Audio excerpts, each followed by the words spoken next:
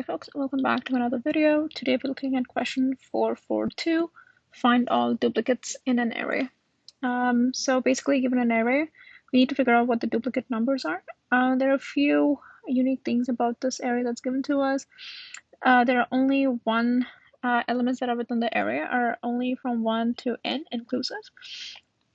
And each integer either appears once or twice. So we know that at a maximum, the integer can only appear twice. Return an array of all the integers that appear twice.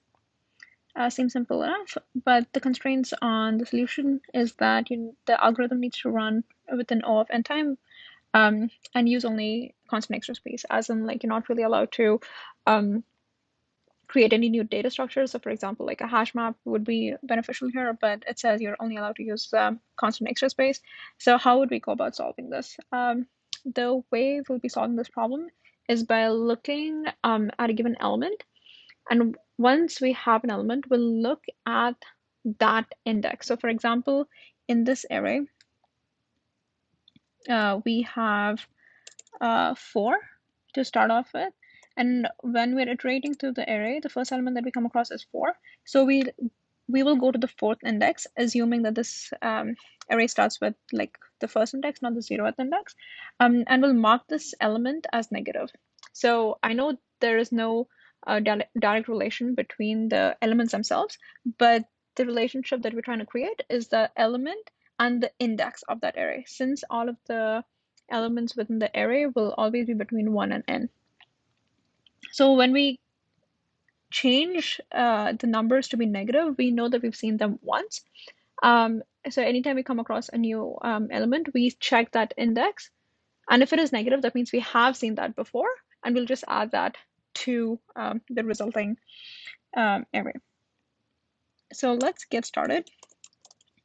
So first, we obviously need to create a resulting array list of integers that needs to be returned, and then we create a for loop. So for int I equals 0, I less than nums.length, increment I. So if nums of well, let's call it current element, just so that it's easier for us. Okay, so if nums of current element -1, and why do we need -1 here? It's because we know all the indexes in Java array start with 0. So just to account for that, we add the -1 here. So if it is less than 0, that means we've already turned that negative previously. So you will just add that to res.add current element. If it's not negative, that means we want to mark it as, hey, we have seen this. So how do we mark that? So we mark that by converting the element that is in that index to negative. So how do you do that? You just multiply that by -1. And once that is done, you just have to return the resulting array list. Awesome. So let's try compiling this and see if that's okay.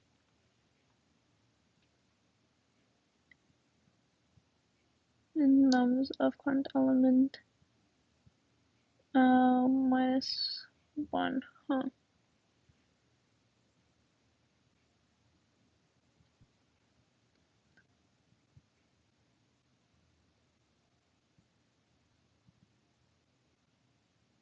Index -3 out of range for bound.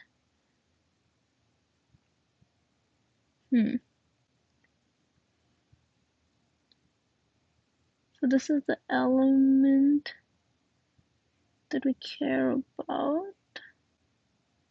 Why would this? Let's actually print out the current element here.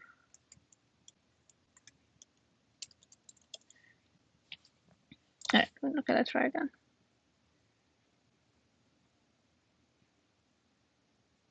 Okay, so for 3, minus 2. Oh, right. I see. So basically, this was already turned to negative. So you need to take the like the absolute. Okay, so the problem that we were facing here is that we saw 4, and this element, we go to the 4th index and we convert that to negative. We see 3, and we go to the 3rd index and we convert that to negative, which is minus 2. So when we come to this, it's converted to negative 2. So obviously negative 2 minus 1 would be negative 3. You can't really access that element because it doesn't really exist. So whenever you take the current element, you need to make sure that you take the absolute value and then subtract 1. So let's try compiling this again. Okay, the first few test cases are okay. I guess we can remove this and then try submitting that. Oh, wrong thing that I commented out. All right, let's try again. Ooh. Okay, awesome. All right, so if you have any questions about the problem, please let me know in the comments below. Don't forget to subscribe to the channel and like the video. I would really appreciate that. It definitely keeps me motivated to make more videos. And if there are any other questions on LeetCode that you would like me to solve, also let me know in the comments below. I'll see you folks in the next video. Peace.